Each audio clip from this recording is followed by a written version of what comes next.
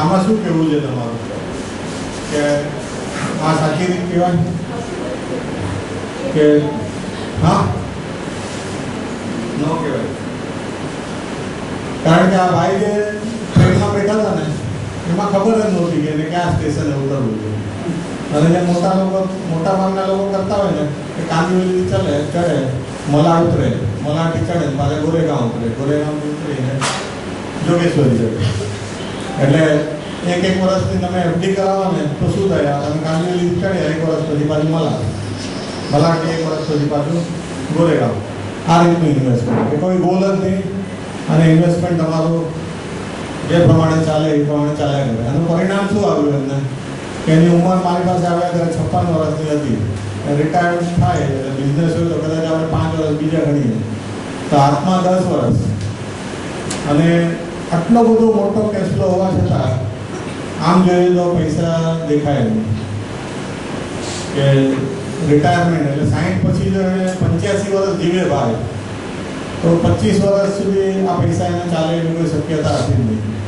અને 56 થી 60 કે 65 જેટલું કરે એમાં એની કોઈ કેપેસિટી નહોતી કે એ કરી શકે. જો એણે શરૂઆતથી પ્લાન કર્યો હોત તો એના માટે પોસિબલ છે. ત્રીજું ઉદાહરણ લો કે છેલ્લો મારો સેમિનાર હતો ને ત્યારે ખૂબ લાંબેથી એટલે ન્યૂ બોમ્બેથી એક બેન આવ્યા હતા. એની સાથે એનો એક યંગ છોકરો હતો અને એ પ્રોગ્રામ પૂરો થયા પછી મને કહે કે મારો સન જ્યારે જોબ મળશે ને ત્યારે હું તમારી પાસે આવીશ. અને એ બેન લગભગ 15 દિવસ પહેલાં મારી પાસે આવ્યા હતા કે મારા સનને હવે જોબ મળી ગઈ છે, એણે MS કરી લીધું છે અને હવે અમે તમારી પાસે આવ્યા.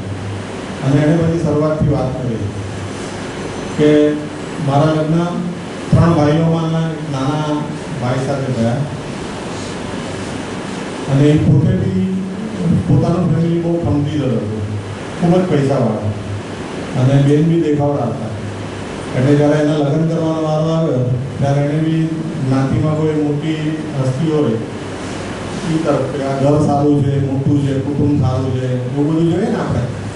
તો એ પ્રમાણે એને આ ત્રીજા નંબરનો છોકરો એને શોધ્યો. લગ્ન તો થઈ ગયા, પછી આવ્યા પછી ખબર પડી કે આ ભાઈ તો કોલેજમાં બધા ફ્રેન્ડો સાથે આડી સોબતે છે અને લાઈને ચડ્યા નથી.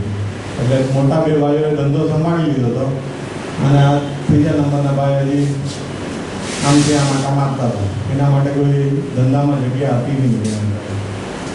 એટલે થોડો વખત રાહ જોઈ કે જવાબદારી આવશે એટલે જ પણ આવ્યા હતા એના ફાધર કે જવાબદારી આવે તો લાઈને લાગી જશે. પણ આ ભાઈ લાઈને કંઈ લાગ્યા નહીં. એટલે વળી પાછું એના ફાધરને થયું કે આપણે એને અલગ કરી દઈએ તો એને કદાચ એ કારણથી બી એ કરી શકે. એટલે એને ત્યારે કીધું કે તમને 2 ચોઈસ આપું છું કે અત્યારના જ્યાં રહું છું એ એરિયામાં તમને એક ફ્લેટ અપાવી દો અને ઉપરથી 25 લાખ રૂપિયા આપું. પછી તમારે જે કરવું હોય એ કરો, તમારી રીતે તમારે પહેલાં કરવાનું, ખાવાનું ને બધું કરવાનું અને ઘર અને 25 લાખ રૂપિયા આપવું. બીજી ચોઈસ એ છે કે હું નવી બોમ્બેમાં તમને આટલા જ પૈસામાં ઘર અને દુકાન 2 આવી જાય અને 25 લાખ રૂપિયા બીજા. એટલે ઘર, દુકાન અને 25 લાખ આ બેમાંથી એક ચોઈસ કરવાની. પણ એપેરેન્ટલી એવું હતું કે ફેમિલી ત્યાં જ છે એટલે બંને જણાએ તો પહેલાં ડિસાઈડ કરી લીધું હતું કે અહીંયા નજીકમાં જ ક્યાં રહીએ તો ઘરના તો છે આપણા બધા. પણ એના સસરા થોડા હોશિયાર કહેવાય એવા હતા કે ડિસિઝન લ્યો એની પહેલાં બંને વસ્તુ જોઈ લેજો તમે શું કરો છો. એટલે પર્સનલી મારી રિક્વેસ્ટ છે કે તમે જઈ આવો બંને જગ્યાએ પછી ડિસિઝન લો. એટલે બેન જોવા માટે નીકળ્યા અને એણે નવી મુંબઈમાં જગ્યાને દુકાન જોઈને ડિસિઝન એવું લીધું કે હું નવી મુંબઈમાં જ જઈશ. કારણ કે એણે એના ફાધરને આવી રીતના પ્રોપર્ટીમાં ઇન્વેસ્ટમેન્ટ કરતા જોયા હતા અને ખૂબ બધા પૈસા બનાવતા જોયા. એટલે એણે ડિસાઈડ કર્યું કે હું આ ત્રીજી એટલે જે નવી મુંબઈની જગ્યા છે જ્યાં મને દુકાન અને ઘર મળે છે પ્લસ 25 લાખ રૂપિયા મળે છે તો હું ત્યાં આગળ જઈશ. એ લાંબે જવાનું થયું, પણ એનાથી એને એક ફાયદો થઈ ગયો કે એના છોકરાનું એજ્યુકેશન અને બાકીના જે બી ખર્ચાઓ હતા ઘરના એ બધું જ આ દુકાન ભાડે આપીને માંગી ગયું. એ દુકાન એને બેંકને ભાડે આપી અને એને બેંકનું વ્યાજ આવ્યા કરતું. ઓલા ભાઈ તો હજી બી